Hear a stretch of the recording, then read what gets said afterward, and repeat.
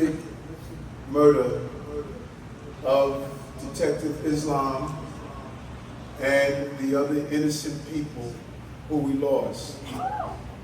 All I can do, and I hope all you can do, is lean into your faith. This community is an important community to our city, and it was personified by the actions of Officer Islam. And a large number of officers from the Bangladeshi community that have now become members of the police department. And if you go back to 2001, something that I always reflect on, when young men were being forced out of our city after the 2001 attacks. And the Muslim community and the women were being attacked for wearing hijabs. The community was being vilified. I remember being on post. A group of Muslim officers came to me as a lieutenant and stated that while we protect the buildings in the city, our families are being treated unfairly. And I took them to see my attorney, and we started an organization that is still in place today. And we saw the numbers of recruitment of Muslim officers coming to the police department.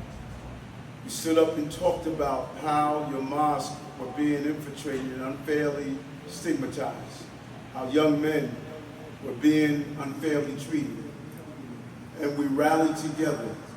And the fruits of that labor is probably the largest number of Muslim officers that are now in the New York City Police Department in the history of the city. And they're moving through the ranks. And even one of your Muslim brothers are now assigned to the intelligence division to make sure what we witnessed back then could not happen again. I've said it over and over again, every mosque. I'm not a new friend. I'm an old friend. I've been around a long time. I did not show up in your mosque when I was running for office. I showed up in your mosque and prayed with you throughout my entire career. And I will continue to do that. And it doesn't matter if I'm the mayor.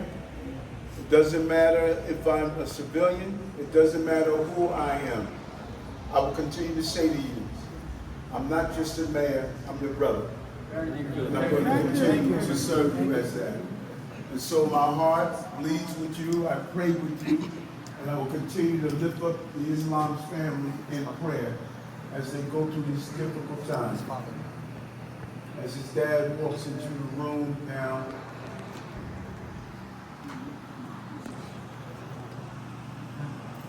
and I want to not take up your time for prayer. I wanted to just be here as you lift up the life of Detective Islam.